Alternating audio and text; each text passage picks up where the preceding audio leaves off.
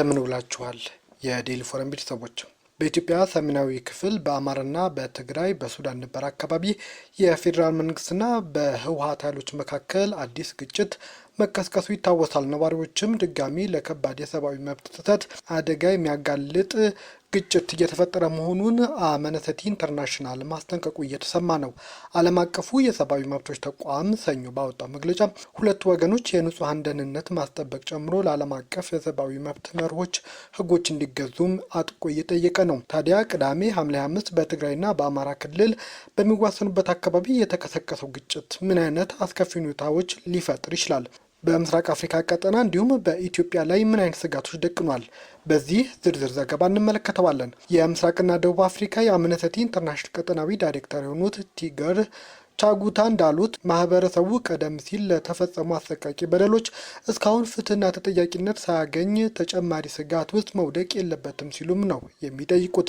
ተፋላሚዎቹ ለገለልተኛ የሰብአዊ መብት ተከታዮችና ለሰብአዊ እርዳታ አቅራቢዎች ያለ ምንም ገደብ መንገድ እንዲከፍቱ አምነስቲም ጥሪ አቅርቧል። በተጨማሪም ዓለም አቀፉ ማህበረሰብ በግጭቱ በተጎዱ የትግራይ ክልል አካባቢዎች ለገለልተኛ መገናኛ ብዙሃንና ለሰብአዊ መብት ተከታዮች የነበረውን የመግባት እድል ለመመለስ በአዲስ አበባና በመቀሌ ከሚገኙ ባለስልጣናት ጋር በአስቸኳይ ንግግር እንዲደረግም ነው እየጠየቀ ያለው። መረጃዎች እንደሚያመለክቱት በፌዴራል መንግስትና በህወሓት ታጣቂዎች መካከል ያገረሸው አዲስ ግጭት የተቀሰቀሰው ሐምሌ 5 ቅዳሜ ጠዋቱ በሱዳን አዋሳኝ አካባቢ በሚገኘው ሽረሪ ተብሎ በሚጠራው አካባቢ እንደሆነ ነው የሚነገረው። ዶክተር ደብረጽዮን ገብረ ሚካኤል የሚመራው የትግራይ ክልል ጊዜያዊ አስተዳደር በወቅቱ ባወጣው መግለጫ የፌዴራል መንግስት ግልጽ ጦርነት ከፍቶብናል ሲልም ይፋዊ ክስ አቅርቦ ነበር። የፌዴራል መንግስት ይህ ዘገባ እስከተጠናቀረበት ጊዜ ድረስ በይፋ የተሰጠ መግለጫም የለም። የመንግስት ኮሚኒኬሽን አገልግሎትና የመከላከያ ሚኒስቴርም በጉዳዩ ላይ ከተለያዩ ዓለም አቀፍ መገናኛ ብዙሃን ጥያቄ ቢቀርብላቸውም ምላሽ አለመስጠታቸው ነው እየተነገረ ያለው። ነገር ግን ስማቸው እንዳይጠቀስ የጠየቁ የወልቃይት ጠገዴ ሰተት ሁመራ ዞን አንድ ባለስልጣን በመንግስት ላይ የቀረበውን ክስ አጣጥለው ግጭቱ የተቀሰቀሰው የህወሓት ኃይሎች መሆናቸውንም ነው ለዶይቼ ቬለም የተናገሩት።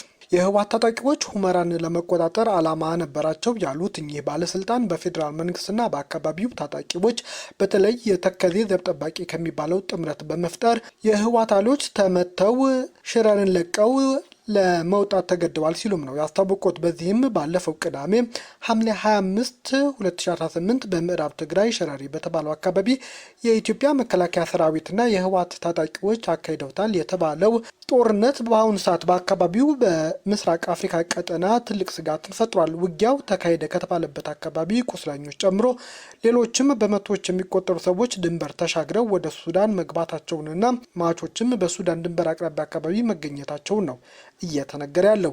ከውጊያው በኋላም የትግራይ አማጽያን ናቸው የተባሉ አስከሬኖች ሱዳን ድንበር አካባቢ በሕክምና ባለሙያዎች ተገኝተዋል። የኢትዮጵያ ፌዴራል መንግስት ግን ተካሄደ ስለተባለው ውጊያም ይፋዊ መግለጫ ለመስጠቱን ተከትሎ አነጋጋሪም እየሆነ ነው። በዋናነት በኢትዮጵያ ፌዴራል መንግስትና በኢትዮጵያ ፖለቲካ ህጋዊ ሰውነት የተነፈገው ህወሓት መካከል ሊቀሰቀስ ከጫፍ ደርሷል ተብሎ እየተሰገ የነበረው ጦርነት የውጭ ኃይሎች ጣልቃ ገብነት በጋድ እየታየበት መሆኑንም ነው ፖለቲከኞችና ምሁራን እያስጠነቀቁ ያሉት። ይህ ደግሞ ግጭቱን በማባባስ አለመረጋጋት በአካባቢው ሊፈጥር ይችላል። የምስራቅ አፍሪካ ያለው ውጥረት ከቀጠናዊ ባለፈ ዓለም አቀፋዊ ስጋት ሊሆን እንደሚችልም ነው የፖለቲካ ተንታኞች እያስጠነቀቁም ያሉት። መቀመጫቸውን በዩናይትድ ኪንግደም ያደረጉት ትውልደ ኤርትራዊው የፖለቲካ የአፍሪካ ቀንድ ተንታኝ አብዱራህማን ሰይድ ለዶይቼ ቬለ እንደተናገሩት ከሆነ ቅዳሜ በከባድ መሳሪያ የታገዘው ውጊያ የተከፈተው የሰሜን ምዕራብ ኢትዮጵያ ጠረፍ ብዙ አንድምታን ሊያሰጥ የሚችል ስትራቴጂካዊ ስፍራ ነው በማለት መላምታቸውን ያስቀምጣሉ። እንደ ፖለቲካ ተንታኙ አስተያየት ከሆነ ይህ አካባቢ አስቀድሞም በሱዳን ተፋላሚ ኃይሎች ውጊያ ሲደረግበት የነበረ ቀጠና መሆኑንም አንስተዋል። በሰሜን ኢትዮጵያ ጦርነት ወቅትም ወደ ሱዳን የገባው አርሚ 7 ተብሎ የሚታወቀው የህወሓት ታጣቂ ቡድን የሚገኝበት በመሆኑ ለኤርትራም ቅርብ ርቀት ላይ የሚገኝ ስፍራ በመሆኑም ሊተነተን የሚችል የጦርነት ስልት ያለው ስፍራ እንደሆነም ነው ተንታኙ የሚያስጠነቅቁት። በቀደም ምናልባትም ጦርነቱ በዚህ ስፍራ የተከፈተው በጦር ስልት ዲስፔሽን ወይም ሌላ ቦታን ለመዋጋት ታስቦ የጠላትን ሀሳብ ለመበታተን ሊሆን የሚችል ስትራቴጂክም ሊሆን ይችላል ሲሉም ነው የተናገሩት። ይህ ከቅርብ ጊዜ ወዲህ ኤርትራና ኢትዮጵያ ከሚወዛገቡበት የአሰብ አካባቢ ላይ ካለው ፍላጎት ጋር ሊያያዝም እንደሚችልም ባለሙያው ተናግረዋል። አስተያየታቸውን ለዶይቼ ቬለ ሌላ የሰጡት ተንታኝ ደግሞ የሰሜን ኢትዮጵያ ፖለቲካ ሁኔታ በቅርበት እንደሚከታተሉ ማስጠንቀቀዋል። አቶ መስፍን ደሳለኝ አሁን በሰሜን ኢትዮጵያ እያንዣበበ ያለው ግጭት ቀጠናዊ መልክ የመያዝ እድሉ እጅግ ሰፊ መሆኑንም ነው የሚያስጠነቅቁት። ከዚህ በፊት በነበረው የሰሜን ኢትዮጵያ ጦርነት የውጭ ጣልቃ ገብነት በተለይም በኤርትራ መንግስት ተሳትፎ ታይቶ ነበር ያሉት አቶ መስፍን አሁን የመጣው ለውጥ የአሰላለፉ ጉዳይ ጭራሽ ያወሳስበዋል ብለዋል። ነገር ግን የአሁኑ ግጭት ከቀድሞ ብዙ ተዋንያን ሊሳተፉበት የሚችሉበትና ጉዳቱም ስጋቱም እጅጉኑ ከባለፈው ሊከፋ እንደሚችልም ነው ተንታኙ የሚያስጠነቅቁት። የፖለቲካ ተንታኙ አቶ አብዱራህማን ሰይድም የዚህ ጦርነት ቀጠናዊ አደገኝነት ሲያስረዱም የጦርነቱ በዚህ አካባቢ መፈጠር በቀላሉ በርካታ ተዋንያንን ወደ ጦርነቱ የሚጋብዝ ነው ብለዋል። በጥቂቱ 3 ሀገራትን እንደ ሱዳን፣ ኢትዮጵያና ኤርትራን ሊያፋልማቸው እንደሚችልም አስጠንቅቀዋል። አቶ መስፍን ደሳለኝ በበኩላቸው እየተስፋፋ የመጣው የሰሜን ኢትዮጵያ ጦርነት ሊያስቀር የሚችል ሰላማዊ የፖለቲካ መፍትሄ አማራጭ በእጅጉ እየጠበበ መምጣቱንም ያስረዳሉ። የዓለም አቀፉ ማህበረሰብ በሌሎች አበይት ዓለም አቀፋዊ ግጭቶች አጀንዳዎች መያዙ ደግሞ ሊከሰት የሚችለው የቀውስ ስጋት ሌላው ምክንያት ሊሆን እንደሚችልም አስረድተዋል። ከተፋላሚዎቹ የፖለቲካ መፍትሄን የመፈለግ ምንም ጭላንጭል ተስፋ የለም በማለት የዓለም አቀፉ ማህበረሰብ እንደ ኢራንና ዩክሬን ጦርነት ባሉ ትላልቅ ቀጠናዊ ጦርነት ላይ ትኩረት በመጣሉ ይህኛው የሰሜን ኢትዮጵያው ጉዳይ ትኩረት እየተነፈገ ይመስላልም ብለዋል። በሰሜን ኢትዮጵያ ከባድ ጦርነት ሊቀሰቀስ ይችላል ተብሎ በሚሰጋበት በአሁኑ ወቅት ተፋላሚዎቹ በጦርነቱ የተለያዩ የውጭ ኃይሎች ተሳትፎ እያደረጉ መሆኑንም ከዚህ ቀደም በተደጋጋሚ በሚያወጡት መግለጫም እያስታወቁ ነው። ሱዳን ከኢትዮጵያ ጋር በሚያዋስነው የሴቴቲ ወንዝ ውስጥ 15 የትግራይ ተዋጊዎች አስከሬን በቅርቡ መገኘቱን የሱዳን የሕክምና ባለሙያዎች አስታውቀዋል። ሐኪሞቹ እንዳሉት ሌሎች የቆሰሉ የትግራይ ተዋጊዎች ሱዳን ሆስፒታል ውስጥ እየታከሙ እንደሆነ ነው የሚያስረዱት። የኢትዮጵያ መንግስት ጦርና የህወሓት ተዋጊዎች አዲስ የገጠሙት ውጊያ ዝግጅት ሰላማዊ ሰዎችን ለከፍ አደጋ እንደሚያጋልጥም ነው ሰብአዊ መብት ተሟጋቾች እያስጠነቀቁ ያሉት። ዓለም አቀፍ የሰብአዊ መብት በቅርበት የሚከታተለው አምነስቲ ኢንተርናሽናል ሰኞ ይፋ ባወጣው መግለጫ እንዳለው ከሆነ ግጭቱ እንደ አዲስ መቀስቀሱ ነዋሪዎች ድጋሚ ለከባድ ሰብአዊ መብት አደጋ ሊጥላቸው ይችላልም ብሏል። በአምነስቲ ኢንተርናሽናል የአፍሪካ ቀንድ የሰብአዊ መብት ተሟጋቿ ሳውድ ኑር እንዳሉት ቀደም ሲል በሰሜን ኢትዮጵያ የተካሄደው ጦርነት ያስተላለፈው ቀውስ ፍትህ አለማግኘቱና ተጠያቂነት አለመኖሩ ለሌላ ጦርነት እድል በር ከፍቷልም ይላሉ።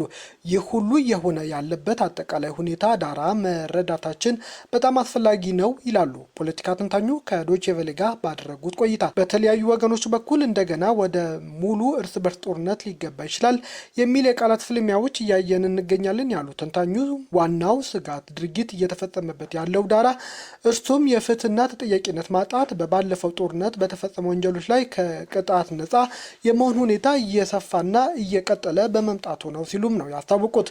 ባለፈው ቅዳሜ የተካሄደው ውጊያ አስመልክቶ ህወሓት ባወጣው መግለጫም እንደሚለው ከሆነም አቶ ገብረ ሚካኤል ቅዳሜ ጠዋት ከ10 እስከ 11 ሰዓት አካባቢ በፌዴራል መንግስት የተከዜ ዘብና የሱዳን ፈጥኖ ደራሽ በተቀናጀ መልኩ የተከፈተውን ሰፊ የትግራይ ጥቃት ተከላክለናል ብለዋል። የህወሓት ቃል አቀባይ ግጭቱን በተመለከተ ከፌዴራል መንግስት ወገን ይፋዊ መግለጫ ለመሰጠቱንም ነው በአሁኑ ሰዓት ዶይቼ ቬለም ሌሎች መገናኛ ብዙሃን እየዘገቡ ያሉት። በሁለት ዓመቱ የሰሜን ኢትዮጵያ ጦርነት አስከፊ የሰብአዊ መብት ጥሰት መመዝገቡ የተናገሩት የሰብአዊ መብት ተሟጋቾች ሳኡድ ኑሩ የሰብአዊ መብት ታዛቢዎች፣ መርማሪዎችና ጋዜጠኞች ወደ ቀጠናው እንዲገቡ ጫና ካልተፈጠረ አካባቢው ለከፋ የመብት ጥሰት የሚያጋልጥ እድል ከፍተኛ ነው ብለዋል።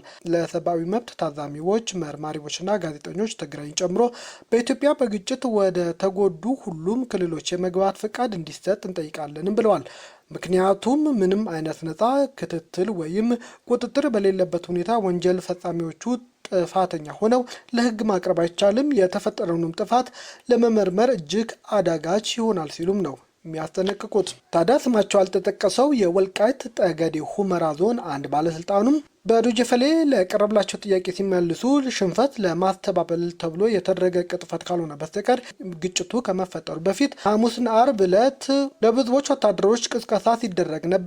ተነሱ ሁመራን ልንቆጣጠር ነው ብለው ቅስቀሳ ሲያደርጉ ነበር ብለዋል። በውጊያው የህወሓት ኃይሎች ሽረሪ ከምትባለው አካባቢ ተመተው መውጣታቸው የገለጹት ባለስልጣኑ በውጊያው ስለደረሰ ሰብአዊ ቁሳዊ ጉዳይም ዝርዝር መረጃ እንደሌላቸው ነው ለዲደብሊው የተናገሩት። ከዚህ ጋር በተያያዘ በትግራይ ኃይልን በስልጣን ይዟል ተብሎ የሚከሰሰው ህወሓት በተቃውሞ ከትግራይ ክልል ውጪ ያሉ ነፍጥ የታጠቁ ኃይሎች በአስቸኳይ ወደ ትግራይ ከተመለሱ ያለምንም ችግር መደበኛ ህይወታቸው እንዲመሩ መፍቀዱን አስታውቋል። ከመጋቢት 2017 ጀምሮ ነፍጥ አንስተው የነበሩ ኃይሎች በአስቸኳይ ክልሉ ከተመለሱ በየስራ መስካቸው መሳተፍ የሚችሉበት ሁኔታ የሚያመቻች መመሪያ ማጽደቁን የትግራይ ክልል ጊዜያዊ አስተዳደር አስታውቋል። አስተዳደሩ የክልሉ ሰላምና ደህንነት ቢሮ በቅርቡ በዚህ ጉዳይ ዙሪያ ዝርዝር መረጃ እንደሚሰጥ ማስታውቋል። ህወሓት ከስልጣን ማስወገድ ዓላማው ያደረገው ሀራ መሬት የተባለ ታጣቂ ኃይል በአፋርና በትግራይ ድንበሮች ሲንቀሳቀስ መቆየቱም ይታወቃል። ይህ ኃይል በፌዴራል መንግስትም ድጋፍ አለው።